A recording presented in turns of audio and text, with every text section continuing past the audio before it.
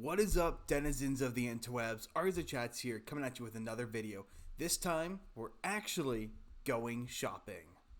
Now, the reason we're actually going shopping today is RippaVerse just announced their newest book, The Horseman, and I have to be honest, it looks completely insane. Now, before we go and take a look at it, I just want to talk about my history with RippaVerse. Now, I've been in the space for about 2 years, and I started watching Eric July about 6 months before the drop of ISOM 1, and I have bought every single RippaVerse book.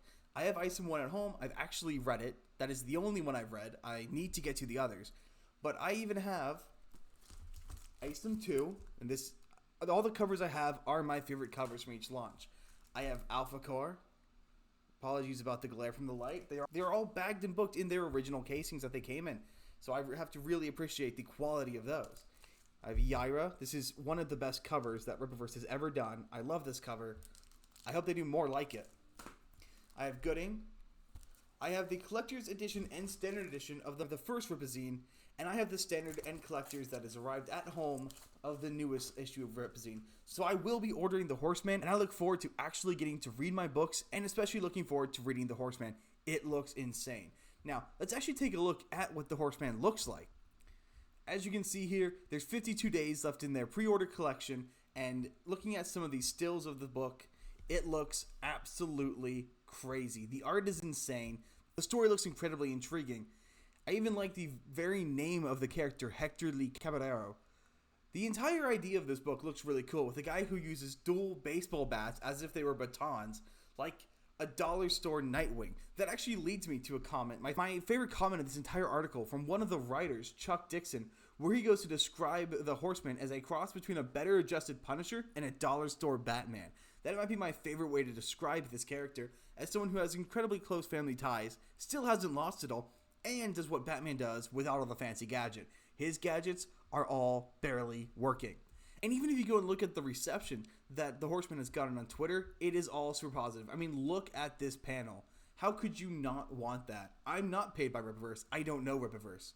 I am a huge fan of comic books in general, and I have a lot of comic ideas. So, you know, if RippaVerse ever needs anything, which I doubt he does, given how great he's been doing, hit a guy up, you know?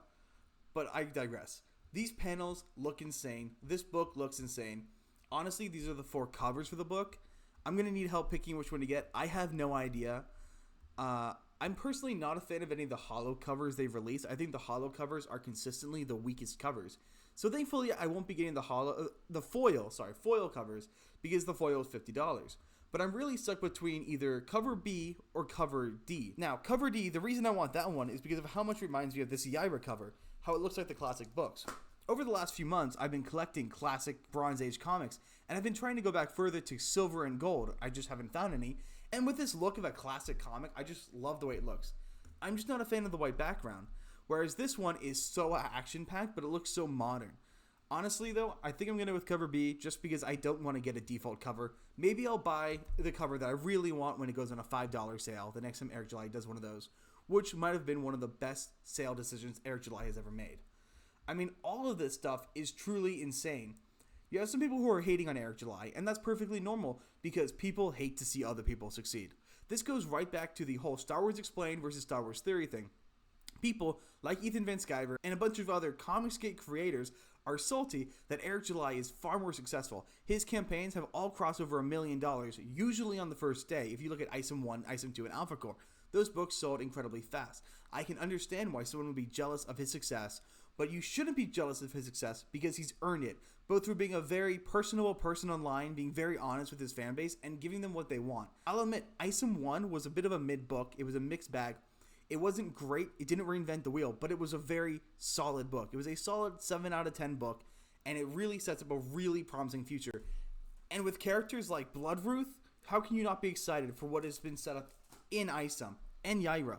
I look forward to reading those books when I have the time, but all these books look incredibly insane, and all these people who are disrespecting RippaVerse, it's just one thing. It's called jealousy. It's called hatred of seeing people succeed. And as a continuation off of what Eric July is going to be doing, there's the insane idea of the next step for RippaVerse. He's talking about doing a full-fledged episodic animation show where he has no one other than Superman himself, Dean Cain, coming in and voicing the Horseman, which is absolutely insane.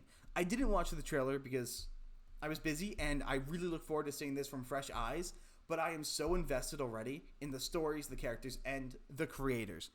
If you build rapport with your fan base, they're going to support you. Maybe that is a lesson that Star Wars ought to learn. Maybe that's a lesson that Ubisoft, Assassin's Creed, PlayStation, every single one of these companies that shames their current player base and wants the modern audience, maybe you shouldn't try to reinvent the wheel for someone who likes the wheel the way it is. Maybe you should just try to appeal to the people who are already there and the people who are already willing to support you, and maybe you just might succeed. Now, this was a shorter video. I'm just really talking in my mind about RippaVerse, how I'm really excited for it, and how the Horseman looks insane. I look forward to it. I look forward to getting to read it, and I hope that anyone who follows me might either be a fan of RippaVerse or could get into RippaVerse, because it is the next step in comics. This is the man who will save comics, and when people call him the Black Stan Lee, they're not kidding. So, thanks for watching. Thanks for coming shopping with me, and just remember, the Horseman cometh.